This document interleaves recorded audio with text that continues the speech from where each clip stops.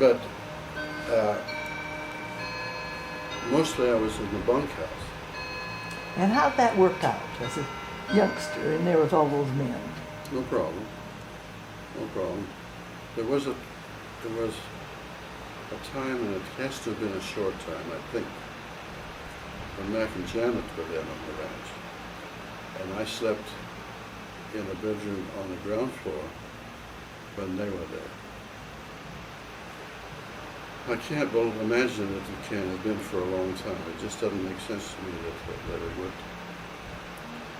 In the bunkhouse, both up at the upper ranch and the lower ranch in the bunkhouse. And it was really a good experience. These are, the men of course tend to be uncultured and some of them very profane. And yet I learned some really important, I think, useful qualities. We were talking Like, about, for instance? well, we're talking about Shorty Hedgeman. The men that I knew, and it includes all of them, that during all those years, I didn't know a single one that would be caught swearing around a woman, especially not one that they respected, like you or your mother. Because for them, womanhood was as a kind of there was a certain sanctity there.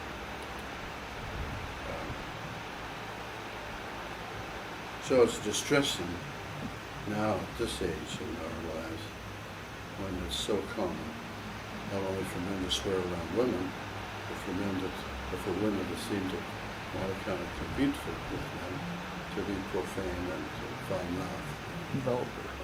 I can remember clearly the first time I heard a girl swear. I swear like it was yesterday. Do you remember a friend you had? Was her name McLaughlin? Yes, Jean McLaughlin. From Kansas. Yes, Jean McLaughlin. A blonde. I remember being at the movie house and heard her say, if you'll excuse the expression, hell. And boy, did she drop in my estimation of her. It went right into the basement. You know, I was really naive. In fact, I'm still pretty naive, I think. The next time, though, it really shocked me. You remember that Sephora Smith cooked at the temple? Sure. At the hospital, Cody Hospital for a second. I used to go there and cut the lawn. Oh, did you? In fact, Louis Korch and I were the ones who planted all the trees. Anyway, that's when the property that the hospital was on was a lot bigger. I think they created that new museum, the Buffalo Bill Historical Center. It took a lot of that property away. Because I remember to have had quite a large lawn because I had to mow it quite a lot. So the day came one day when your mother came to get me. I don't know why, because of course that's not that long a walk home. She picked me up, and at the same time, somehow Sephora. And we were driving along behind the hospital, and up on a ladder at the back of the hospital, I think washing windows, was no other than Kenny Lindsay. And so my mother looked and said, well, there's Kenny. Isn't he a nice boy? And you should have heard what Sephora said. Perhaps, but he isn't worth it. I can't repeat what she said. And it was there in the presence of our mother. I wanted to disappear, just melt away, not be there. And of course, mother didn't turn a hair. Didn't bother her at all. I'm sure she heard that enough during her lifetime. Sephora was a part of our lives for sure. When I was in Salt Lake City getting prepared to go on the mission, they had this funny remodeled or refitted private home that was used as a missionary training center. Right across the street was a little eatery. Sephora was the cook there at that time. Is that right? when I make pies and feel very proud because I've got 3 or 4 of them out there, I think of Sephora and her 15 or 20 pies that she would do, you know, so casually. And I'm not Sephora. She was a good cook. With respect to the ranch, of course, that's in many, many ways the ranch would fit the description of the kind of ideal ranch that you read in Luke Short and Max Brandt's stories.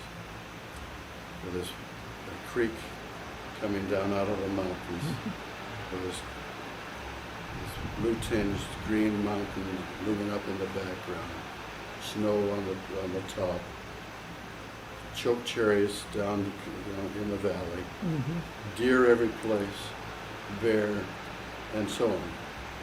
Just absolutely an ideal place in terms of the beauty and what you think of as a romantic idea of what a western ranch could be like. And of course, down the valley, all of the land that could be cultivated was. And later on, of course, that's where I spent most of my summer days, helping cut hay and bale hay and stack hay. Hey. For me, the ranch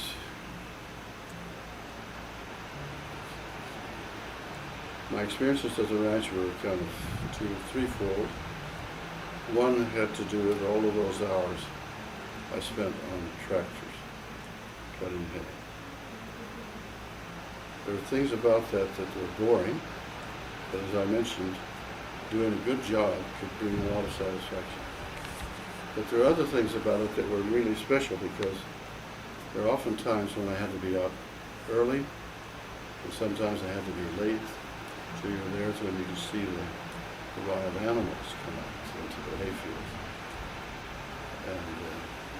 And of course it's a gorgeous time of day. I've always loved the twilight times.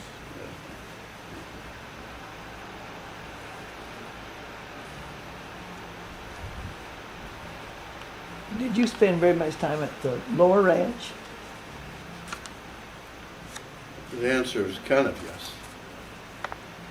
And I can't tell you how much.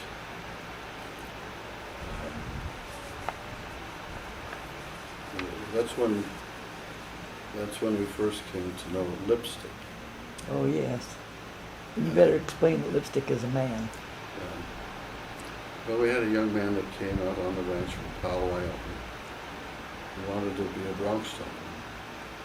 And he wanted to ride the rough string, as in the parlance of the Western riders. And we did have 2 or 3 horses that could be a little,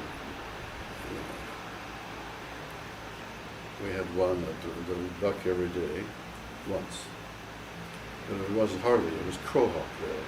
And it didn't take a lot of skill to stay on him. But we did have one horse that was a good bucker, and it's worth telling about him. Your dad was helping move cattle up in Caddo Basin, and he was riding the only pinto I think that I ever saw on the range.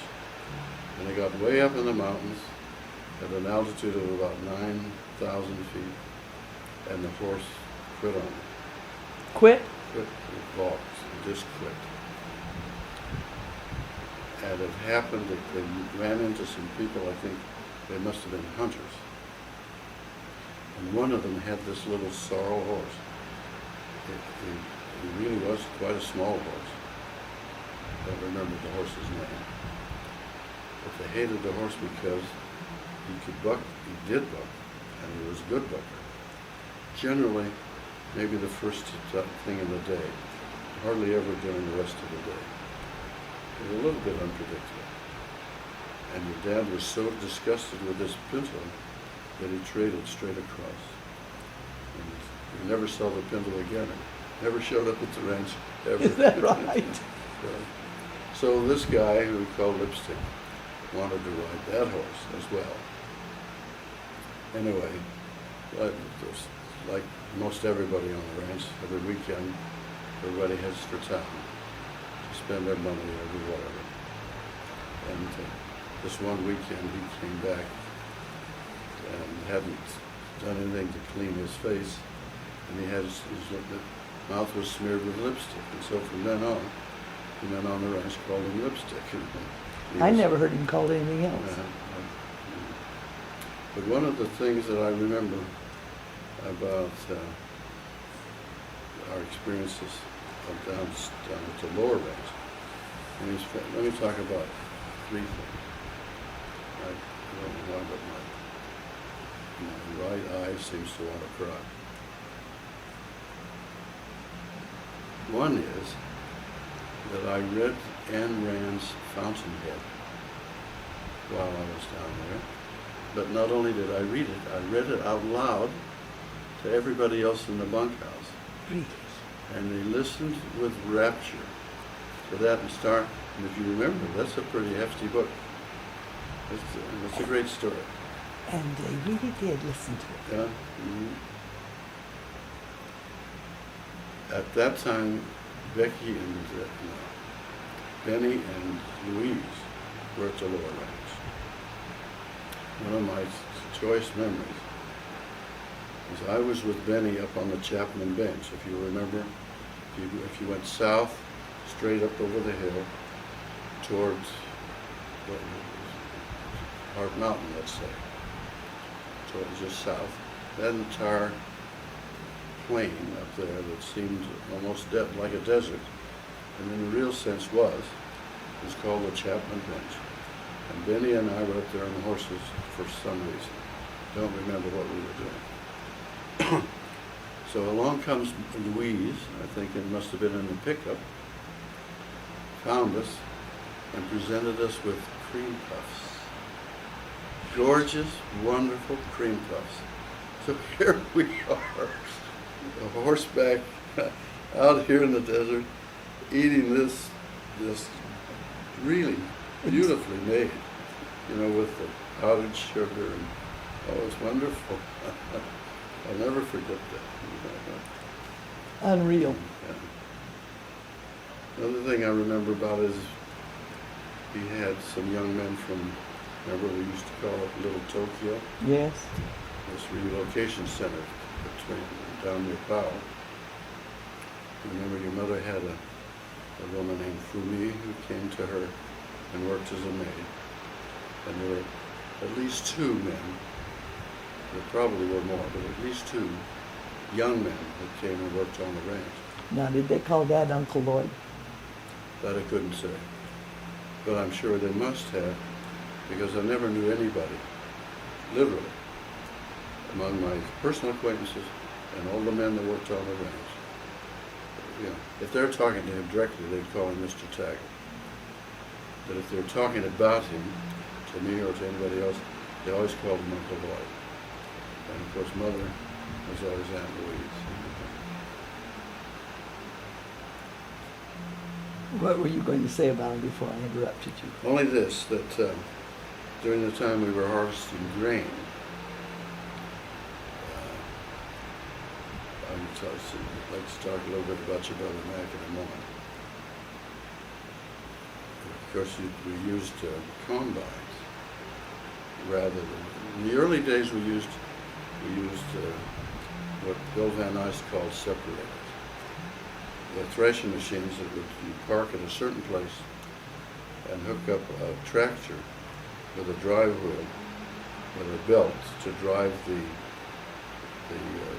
threshing machine, and then you'd feed all of those bundles of grain that you and Shorty were so busy tying with the binder. Later on, though, we used combines, which would cut and separate the grain at the same time.